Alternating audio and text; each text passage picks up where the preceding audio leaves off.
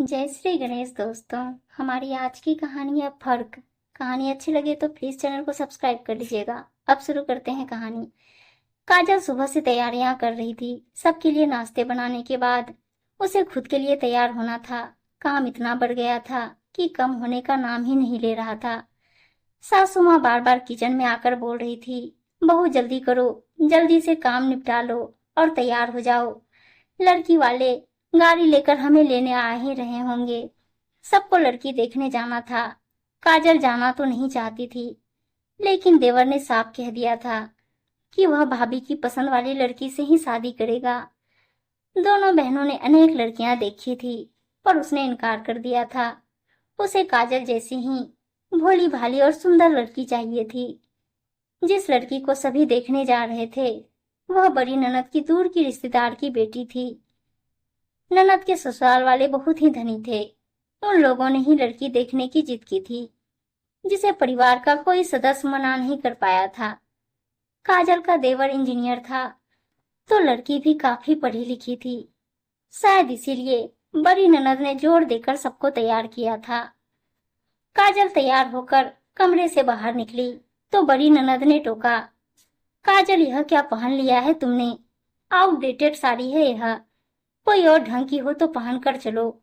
लेकिन दीदी, मेरे पास यही सबसे अच्छी साड़ी थी, काजल ने झेपते हुए कहा। बड़ी ननद ने मुंह बनाते हुए कहा, ओह, मैंने भी क्या ही कह दिया। तुम्हारे मायके वालों को जितना औकात था उतना ही दिया बेचारों ने। एक काम करो, मेरी साड़ी लेकर पहन लो, वरना लड़की वाले कहीं यह ना सोच ले कि हमारा ग्रेड उनसे कम है। ननद की बात काजल के दिल में चुभ गई, लेकिन क्या बोलती बड़ी ननद को। उलटकर जवाब देना उसके संस्कार में नहीं था। मन महसूस कर उसने ननद की दी हुई साड़ी पहन ली। छोटी ननद ने चुटकी लेते हुए कहा, वाह, भाभी तो इस साड़ी में खूब खिल रही हैं। बड़ी ननद ने कहा, हाँ हाँ, सिर्फ सुंदर होने से नहीं होता है, पहनावा भी सुंदरता बढ़ाने में मदद करता है। चलो सब जल्दी। गाड़ी बाहर आकर खड़ी हो गई है। इस तरह के ताने काजल ने अनेकों बार सुना था, पर कभी कोई प्रतिक्रिया नहीं देती थी। शहर के एक महंगे होटल में लड़की देखने की व्यवस्था लड़की वाले ने की थी। लड़की तो सामान्य थी, नए नक्श भी उतने तीखे नहीं थे, लेकिन उनके खातिरदारी और तैयारियों के चकाचौंध में सभी ने लड़की पसंद कर लिया। लड़की के पिता ने बिन मांगे ही विदाई में उपहारों की ढेर लगा दी। सब लड़की वालों की जय जयकार कर रहे थे। काजल आश्चर्य में पड़ गई थी कि सुंदरता की कसौटी आज बदल कैसे गई। खैर उसे क्या, जब सब खुश हैं तो उसे परेशान होने की कोई आवश्यकता ही नहीं है। सब लोग जब लौटकर घर आए तो काजल के देवर ने पूछा, भाभी लड़की ठीक ठाक थी ना? जब आप पसंद करके आई हैं तो लड़की आपकी ही तरह सुंदर होगी, है ना? काजल कुछ नहीं बोल पाई, सिर्फ मुस्कुराकर रह गई। कहीं ना कहीं उसे कुछ कचोट रहा था। पूरे घर वालों की पसंद को वह कैसे काट सकती थी? उसने सासू माँ से कहना चाहा था, पर उनका दो टूक का जवाब था, सुंदरता 4 दिन की होती है, बाद में धन दौलत से ही जीवन चलता है। काजल समझ गई कि सासू माँ का इशारा किसके तरफ है। उसने आगे अपने होठ सिल लिए। सबके हाँ में हाँ मिलाना उसका काम रह गया। शादी तय हो चुकी थी। घर भर में उल्लास था। घर की बड़ी बहू होने के नाते काजल पर ही पूरे घर की जिम्मेदारी थी। अभी तक सास ससुर की चहेती बहू काजल ही थी। वह फूले नहीं समाती थी। खुश होने का कारण भी था। सब उसे दिल से प्यार करते थे। कोई भी काम हो, रीत रिवाज निभाने की बात हो या किसी को कुछ लेन देन करना हो, सब पहले काजल से राय मशवरा करते थे। एक बहू को ससुराल में इससे बड़ा सम्मान और क्या चाहिए। शादी धूमधाम से संपन्न हो गई। लड़की वाले ने दूल्हा के साथ साथ सारे रिश्तेदारों को कीमती उपहारों से नहला दिया। शुरू में तो लड़की देख देवर ने नाक भौं सिकोड़ कर अपनी नापसंद दिखलाई, पर ससुराल से मिली महंगी गाड़ी में बैठते ही उसे पत्नी परी दिखने लगी। घर में दुल्हन के आने से पहले काजल ने छोटी ननद के साथ मिलकर बीच वाले कमरे को खुशबूदार फूलों के झालर से सजाया तथा गुलाब की कलियों से देवरानी के लिए सुहाग सेज तैयार कर दिया। घर की बड़ी बूढ़ी महिलाएं जो शादी में शामिल होने आई थी, देवर के प्रति काजल का प्यार देख निहाल हुई जा रही थी। काजल की छोटी ननद अपनी बड़ी बहन और माँ को बाहर से बुलाकर ले आई ताकि वह भी काजल की कारीगरी देख सके। सबके मुंह से तारीफ सुन चुकी काजल के कान सासू माँ के मुंह से तारीफ सुनने को व्याकुल हो रहे थे। बड़ी ननद ने कमरे में घुसते ही कहा, क्या माँ, तुम्हारी छोटी बहू के लिए यही कोठरी तैयार हुआ है? बेचारी का दम नहीं घुट जाएगा इस छोटे से कमरे में।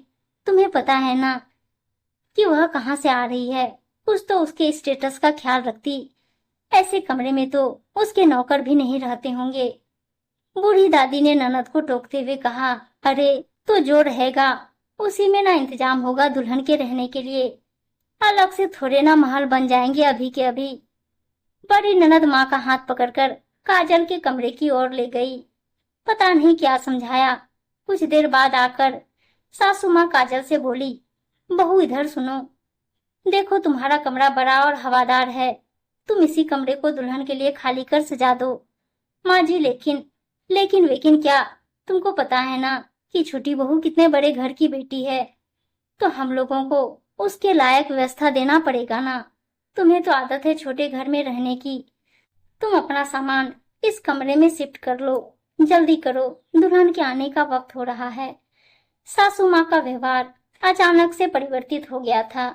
उन्होंने काजल के सारे गुणों को नजरअंदाज कर दिया था। धन दौलत ने एक झटके में दोनों बहुओं में फर्क करा दिया। काजल की आंखें भर आई थी। वह अपमानित महसूस कर रही थी। धीरे धीरे भारी पैरों से अपने कमरे में गई और अपना सामान हटाने लगी। शादी के बाद पहली बार इसी कमरे से उसने अपनी नई जिंदगी की शुरुआत की थी।